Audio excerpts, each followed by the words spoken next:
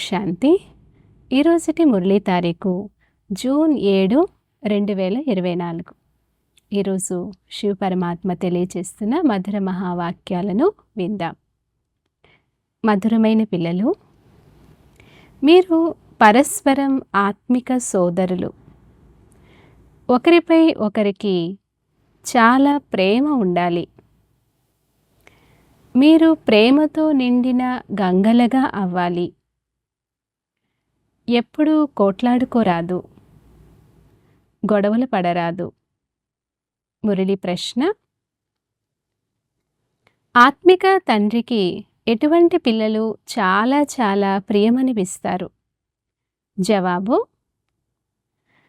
First point, శ్రీమతమును అనుసరించి విశ్వమంతటికి కళ్యాణం చేయవారు. సెకండ్ పాయింట్, ఎవరైతే పుష్పాలుగా అయ్యారో, ఎప్పుడూ ఎవ్వరికీ ముళ్ళు గుచ్చరో, పరస్పరం చాలా ప్రీతితో ఉంటారో, ఎప్పుడూ అలగరో, ఇటువంటి పిల్లలు తండ్రికి చాలా చాలా ప్రియమనిపిస్తారు. ఎవరైతే దేహాభిమానులుగా అయ్యి పరస్పరం కొట్లాడుకుంటారో, ఉప్పు నీరుగా అవుతారో, వారు తండ్రి పరువును పోగొడతారు. అటువంటి వారు తండ్రిని నిందల పాలు చేసే నిందకులుగా అవుతారు. ధారణ కొరకు ముఖ్య సారాంశం: ఫస్ట్ పాయింట్, ప్రేమతో నిండిన గంగలుగా అవ్వాలి. అందరిపైన ప్రేమపూరితమైన దృష్టిని ఉంచాలి. ఎప్పుడూ కూడా నోటితో తప్పుడు మాటలు మాట్లాడరాదు. సెకండ్ పాయింట్, ఏ వస్తువుపైన లోభమును ఉంచుకోకూడదు. స్వదర్శన చక్రధారులుగా అయి ఉండాలి. అంతిమ సమయంలో ఏ వస్తువు గుర్తుకు రాకూడదు అని అభ్యాసం చేయాలి.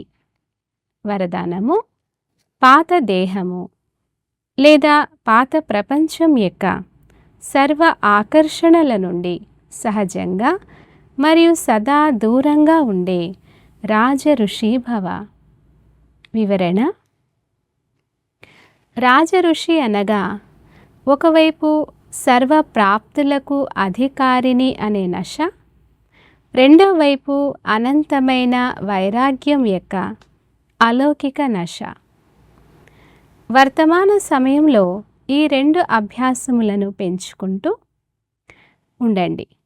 వైరాగ్యం అనగా అన్నీ వదిలేయడం కాదు, కానీ సర్వ ప్రాప్తులు కలిగి ఉన్న హద్దు ఆకర్షణలు మనస్సు బుద్ధిని ఆకర్షించరాదు. సంకల్పం మాత్రంలో కూడా ఆధీనత ఉండరాదు. ఇటువంటి వారినే రాజ ఋషులు అని అంటారు, అనగా అనంతమైన వైరాగులు అని అంటారు. ఈ పాత దేహము లేదా దేహ ప్రపంచం, వ్యక్త భావం, వైభవాల భావం మొదలైన ఆకర్షణల నుండి సదా మరియు సహజంగా దూరంగా ఉండేవారు. స్లోగన్: సైన్స్ సాధనాలను ఉపయోగించండి, కానీ వాటిని మీ జీవితానికి ఆధారంగా చేసుకోకండి. అచ్చా. ఓం శాంతి.